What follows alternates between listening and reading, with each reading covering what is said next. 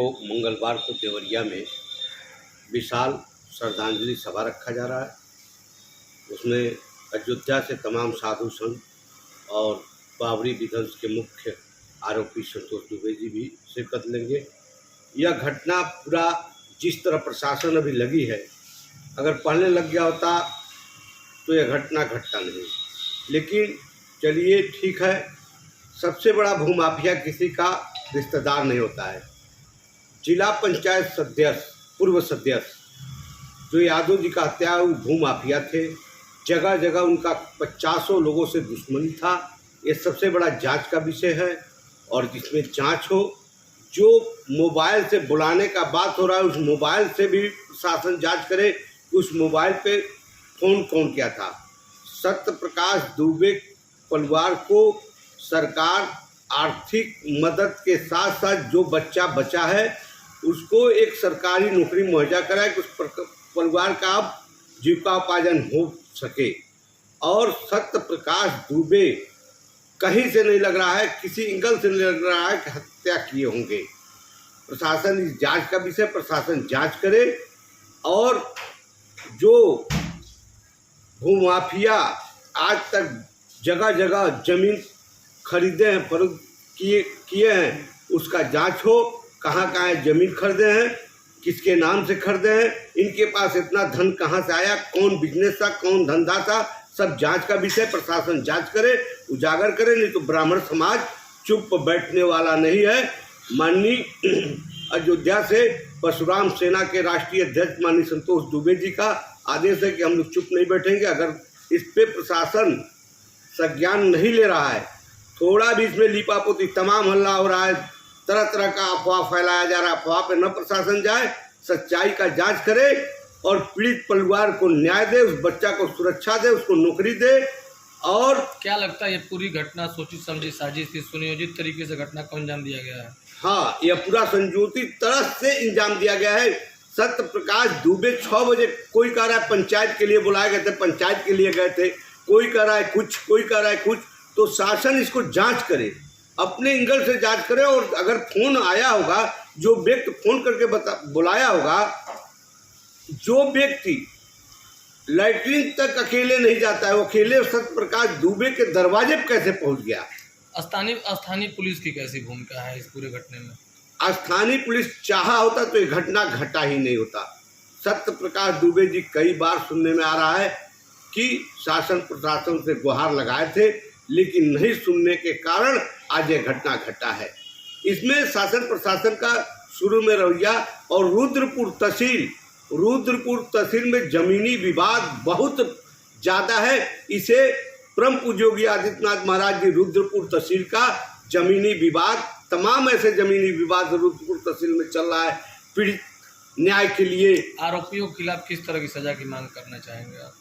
आरोपी को तो फांसी दे, सजा नहीं। और कोर्ट कटवाई मुकदमा और कोर्ट का चक्कर नहीं, सीधे फांसी दिया जाए। और सबसे बड़ा, जब सरकारी जमीन कब्जा हुआ है तो सबके घर पे, मकान पे बुलडोजर लग सकता है। एक भूमाफिया का मकान अभी तक 24 घंटा बीतने जा रहा है।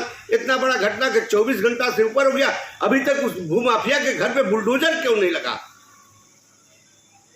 हाँ, बुलडोजर लगना चाहिए। कार्रवाई नहीं होती है, न्याय नहीं मिलता है तो आगे क्या रणनीति? ब्राह्मण समाज आगे, जो राष्ट्रीय अध्यक्ष परशुराम सेना के राष्ट्रीय अध्यक्ष माननीय संतोष दुबे जी निर्णय लेंगे, उनके साथ सारा ब्राह्मण लगेंगे। और ये सारे ब्राह्मणों का, किसी सपा बसपा बसपा किसी दल का बात नहीं है। ये ब्राह्मण समाज को गाली अनेक जातियों द्वारा दिया जा रहा है, ब्राह्मण समाज को नीचे दिखाने के लिए।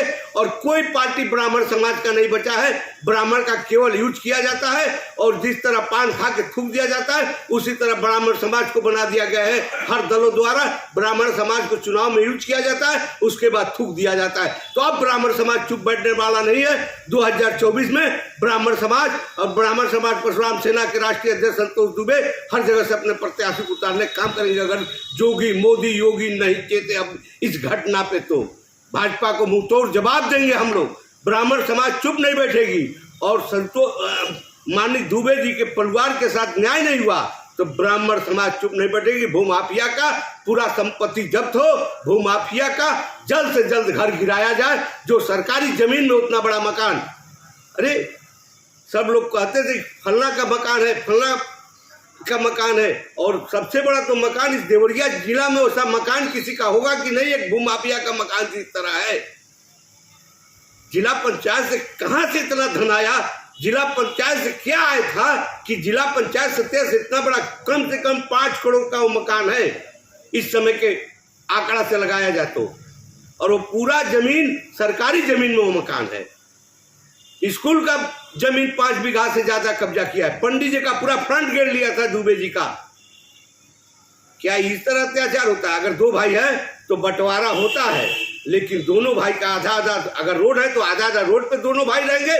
लेकिन यह न्याय वहां के एसडीएम, सुनने में आ रहा कि एसडीएम भी बाउंड्री कराए थे, जो इससे पहले एसडीएम थे। अगर बाउंड्री वो खड़ा होकर कराए हैं तो उनके पे भी कार्रवाई होना चाहिए। शासन प्रशासन जो भी दोषी हो उसके ऊपर कार्रवाई करें, जिलाधिकारी महोदय, पुलिस अधीक्षक महोदय और जोगी जी।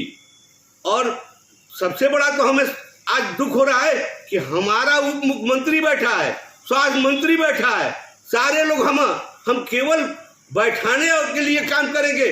तो उनको आना चाहिए, आ करके उस ब्राह्मण, गरीब ब्राह्मण का अर्थ बर्थ शर्त सब मदद करना चाहिए माननीय उप मुख्यमंत्री जी को। और ब्राह्मण समाज चुप नहीं बैठेगा। इस देवरिया का आग पूरे उत्तर प्रदेश में लगेगा। ब्राह्मण समाज इसको मुंहतोड़ जवाब देने के लिए तैयार है। क्या नाम है आपका? विश्व हिंदू सेना राष्ट्रीय सचिव दिग्विजय चौबे।